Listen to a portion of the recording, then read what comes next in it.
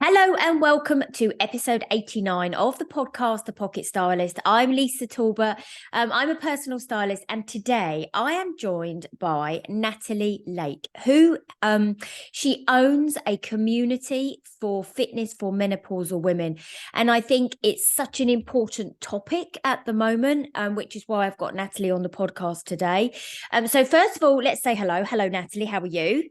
Hello, Lisa. Thank you very much for having me today. No, you're more than welcome. And I think, you and I have spoken about this previously, and the menopause is a massive topic at the moment. Wherever I think women turn, whether you're on social media, whether you've got the telly on, whether you've got the radio on, there is a lot being talked about the menopause and a journey that it is, whether it's pre, during and post.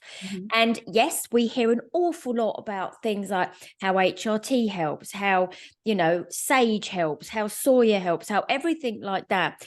But I think what you're going to talk about today is going to be so beneficial, because your community and you are all about fitness and how it can help and support women in their journey. But not only that, how it can help with specific symptoms as well. So just explain again a little bit about your community, and then go into some more detail about the whole fitness side. Yeah, absolutely. So, essentially, I founded this last year because, having entered perimenopause myself, I found the fitness apps that I was using previously, I didn't resonate with me anymore. They were young 20-year-olds exercising. They were far fitter than I was. And I didn't feel like I looked and felt like them. And I've kind of realized there was a bit of a gap, that for people that are perimenopause and in menopause, that maybe that they felt the same. So I've started this community of fitness classes. So we have 3 fitness instructors that run weekly virtual classes, which includes yoga, Pilates, and then we do sort of high intensity Tabata, like cardio exercises. That's not for the faint-hearted, that side. And really we've grown over the last year, where we are finding women that in midlife that want to exercise and look after themselves, because it's that point in life which is probably the most important, that you do have some form of fitness regime, because there's so many benefits for it. And I think the narrative in the news at the moment is very much focused on HRT. Yep. Which is absolutely not wrong, and there needs to be that conversation to be had, because for those that need it, there is a massive shortage, and it has huge ramifications for them. But what isn't getting a lot of airtime is how you can manage your menopause and your symptoms through the right nutrition and exercise. And HRT isn't for everyone, either a personal choice or a medical choice. I spoke to a client of mine this week who, she previously had estrogen positive breast cancer. So she was kicked into the menopause as a result of a mastectomy, but she couldn't take HRT because of the estrogen positive side. So she was having to deal with her symptoms in her own way, and she was looking for natural methods, which, for her was the absolutely right and sort of only choice. And for others, it might be the choice that they want to take HRT, but also to do a few, natural methods through exercise and diet to help manage their symptoms. Because it depends on what your symptoms are, that you manage them in different ways. And, one thing I would say is, you can't stress enough how vital self-care is in this stage. That self-care, it has to be part of every woman's weekly schedule, and daily if you can. I want it to be achievable, but at this point in our lives, we typically have kids, we have older parents. Another client of mine, whose mum has dementia, so she's battling with that. And typically, it might be a woman's mindset, but you put yourself last, and that's really, really dangerous, and for your own mental health and your own well-being. So self-care is really important, and that can actually feed into reducing your menopause symptoms as well. It's really interesting, isn't it, how you say that, because I think women are great at absorbing everybody else's kind of needs, you know, like you said, whether it's kids, whether it's older parents. And then suddenly, you know, they go, oh, yeah, but I'll be all right. But actually, when the menopause kicks in, it throws so many different things at you, whether it's anxiety, whether it's aching muscles, whether it's, you know, the heat that travels through your body like a furnace, you know, all that type of thing. So I think today, if we can really try and, you know, from your perspective, give the listeners and those that are watching, you know, on YouTube as well, can give them like kind of even a couple of pointers for, you know, if we, you know, the kind of people that come to you, what do you see? Even if it's like, you know, look, if you suffer with hot flushes, then, you know, I would recommend this or that. Do you know what I mean? I think it would be lovely to be able today to give the listeners something to take away, because you are so right. And even that hour's walk in the fresh air without a phone, without earphones in, it's a self-care that some ladies find easier, isn't it, than doing, like you said, the high intensity exercise. So can I ask you, the ladies that you have in your community, yes, if you take say one of the symptoms, for example, like the hot flushes and the heat, are there better exercises to do for that, to support and help rather than others? Absolutely. So for a lady that's having hot flushes and anxiety, I recommend for them to do a course of yoga exercises, and so cooling exercises that calm the body. And there's very different schools of yoga. There's your vinyasa, which is actually quite intense and quite physical. So for the hot flushes and anxiety, we're looking at more of a yoga nidra or a calming yoga, where you're moving quite slowly, but you're actually kind of moving your organs, which helps reduce that stress and releases the tension. And lots of cooling exercises where you're opening your body up, and your arms, and to release that heat, as it were, that you hold in your body. That's really interesting. You said that you linked anxiety to the heat, and the exercise that came with it were calmer exercises. And that's really interesting. When you hear like an expert like you talk about that, it makes sense. It makes sense because you're absolutely right in what you're saying. So yeah, that's a great one. Yeah, I think yoga is a big one, and and another one for anxiety. And yoga is not for everyone, but even mindfulness and breath work. So, I mean, there's the Calm app, which I'm sure many of you know, but any kind of breath work where you're purposely calming your breath and breathing slowly and counting in for 5 breaths and out for 5 breaths, anything like that will help with anxiety as well.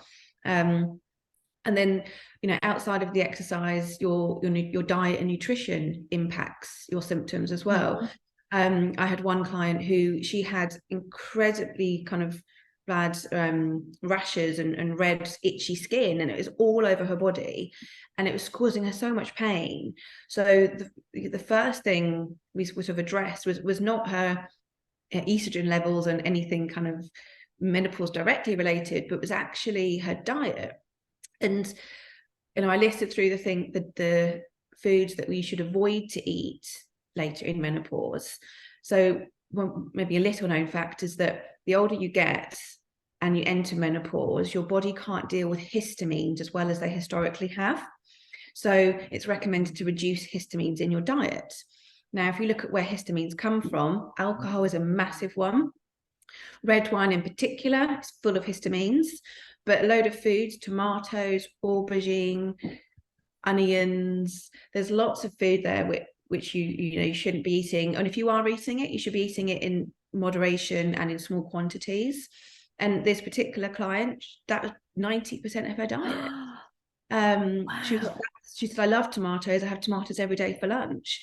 And so straight away, she made the connection. I said, well, we just tried changing what she ate and eating much calmer foods, which wasn't full of those histamines. And has seen a big reduction in her red rash, basically. And it's only been a few weeks. We haven't seen it go yet entirely. And that's not to say that there'll be a place where she might need the estrogen through HRT to completely eradicate it. But she said the itchiness has reduced, and she's already feeling so much better. So that those histamines in your diet, need to be managed at this point in your life. And if you want to then introduce estrogen naturally, you can look at soy foods. So tofu is an obvious one, and some people might hate tofu, but there are alternatives to soy products. Anything soy-based is very high in estrogen. And it's not going to be your good estrogen, as it were, that you get, in your fertile perimenopausal years. But it will help increase the estrogen in your body. And if you're eating the good stuff, like giving your body nutrition and not eating the histamines, that can have a positive impact as well. So that's just huge, isn't it? I mean, that is, even just that wonderful bomb you've just dropped there. And I think it's sometimes, as women, like we said earlier, we're all so busy, right? We carry on doing what we've always done. And that's saying, if you've always done what you've always done, you're always going to get what you've always got.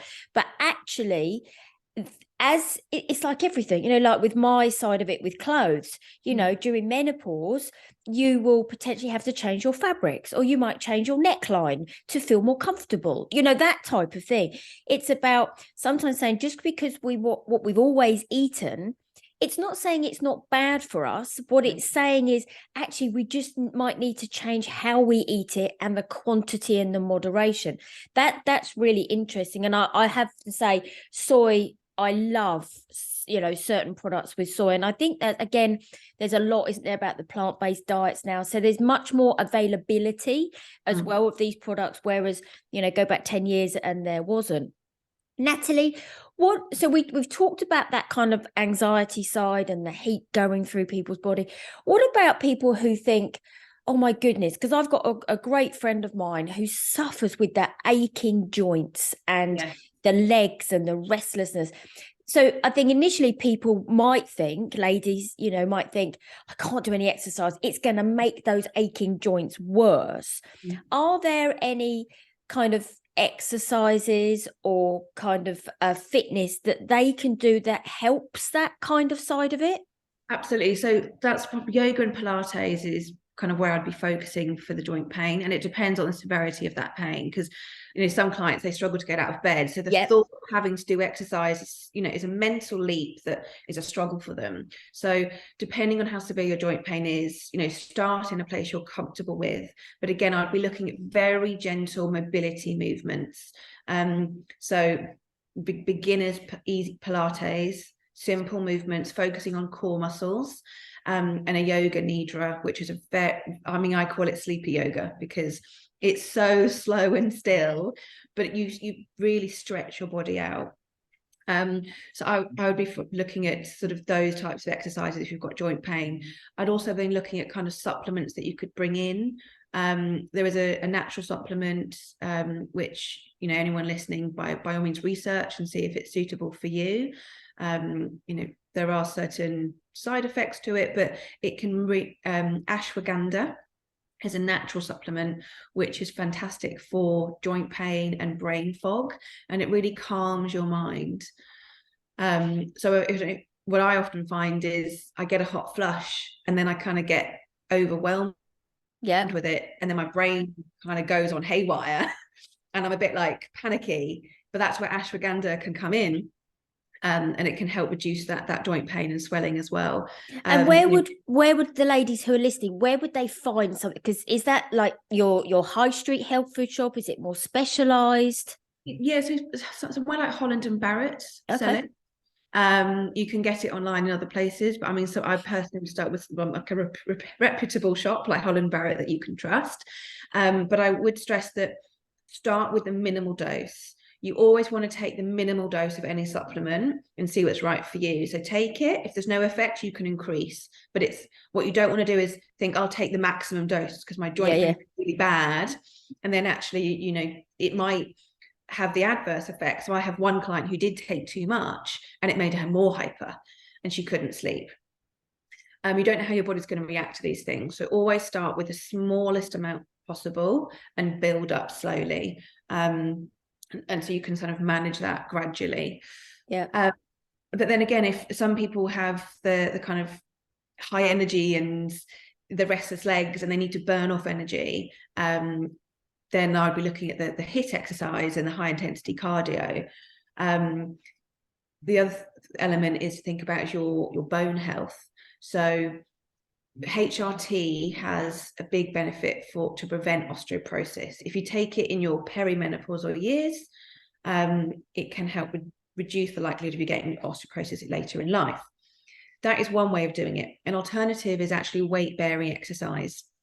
So weight-bearing exercise, weights, you can start with a 2 kilogram weight or even a couple of baked beans tins. Yeah. Because some weight is better than nothing. But starting with very simple kind of weightlifting and lunges, holding weights, that will help increase your bone density and your bone strength, which will help you later in life. And I think that's probably a big one that gets overlooked. That maybe it's generational, that you kind of mentally, you get older and going to the gym is more fearful, and that's where the weights are. And I certainly had that struggle, which is why I like doing the fitness classes at home in my lounge where I can look like an idiot and no one can see me. And I started off with baked bean tins about a year ago. And I now have invested in some 5 kilogram weights. So because they're light, I don't want to build bone like muscle. I don't want to get big muscles, but I want to tone. So you can just have light weights and regular exercise. So, aim for once a week. If you manage that, you can increase it for 2 times a week. I think it's really interesting, isn't it? Because there's a lot of emphasis now on being healthy, keeping fit, doing some form of exercise, whether it's walking the dog a mile every day. It's a form of exercise. And I think a lot of the health clubs and the gyms and things like that now have a much broader range of classes, whether it be the spinning, whether it be the body combat, but then there is more yoga, Pilates and all that type of thing, because they for them it's great because it attracts a wider audience. And I think ladies especially, as they get older, I think it was Joan Collins who said, if you don't use it, you're going to lose it. So you can do some form of exercise, and I think a lot of the gyms now are definitely more not welcoming, but you know what I mean, that they want ladies to come and gentlemen of all ages to come and enjoy the atmosphere, because again, I think as well it's very much a community feel. And it's interesting, my daughter is a real gym buddy. And she loves going to the gym, but she's just started going to a different one. And she was saying, I'm getting to know people now. The same ladies are in there. And she said they're all different ages, etc. So it's really interesting. And, I wanted to keep this podcast today really short and concise. And I think we've really highlighted that actually a form of exercise is beneficial to ladies in their menopause journey, but also combined with dietary. And I think it would be lovely to have you back to come and talk about the benefits of certain diet, because we've touched on it, but today was definitely about the exercise side, and not to be fearful. Not to be fearful of doing some exercise. Well, like you said, whether you're in the lounge and, you've got your baked bean tins or whatever, it's a form of exercise. I think it's quite interesting. I think if you're a lady that is always been busy and you've loved doing things like that, it's very hard not to be competitive in that kind of world. Do you know what I mean? And you have to, if I think of myself, right, if I used to love the gym and I kind of got out of it, as the kids got older, blah, blah, blah. If I went back in the gym now, I'd still want to be doing what I used to do. So it's about, again, a mindset switch, isn't it? To go, hang on a minute, you know what? You're older now. You're not as strong as you used to be. You can't lift the 10 kilo weights, but again, it's a form of exercise. So before we finish today, because I would love you to come back and talk about the food, because I think that the nutritional side could really help as well. Because I think, like you said, for ladies that can't take HRT for medical reasons, or they choose that, you know, they want to go down a different road, I think they are the ladies that definitely investigate other options more sometimes, because they have to, you know, they think, well, if I can't take HRT, I've got to look at alternatives just to support me during this time. So I'd love you to come back if you would and talk about that. But before we finish, tell everybody where they can come and join your community, because I think they'll really benefit from, you know, coming to you. So let's direct them to you. Yeah, that'd be wonderful. Thank you. So if you visit secondbloom.app, that's our website, and feel free to get in touch. My email is natalie@secondbloom.app, and I'm happy to talk to anyone, ask any questions you may have. Lovely. Thank you so much. So I hope everybody's enjoyed today's podcast. I hope you've enjoyed listening to it, and you've also picked up some hints and tips. Please go and jump over to Natalie's website, have a look at her community, and come back again when we talk about the whole nutritional side that can support you as well during your menopause journey. Natalie, thank you so much again. Thank you to everybody who has listened. If you like these podcasts, please follow, please share them out. There'll be more coming over the next few weeks. Natalie, thank you so much. Thank you so much for having me. Bye-bye. See you later. Bye. Bye.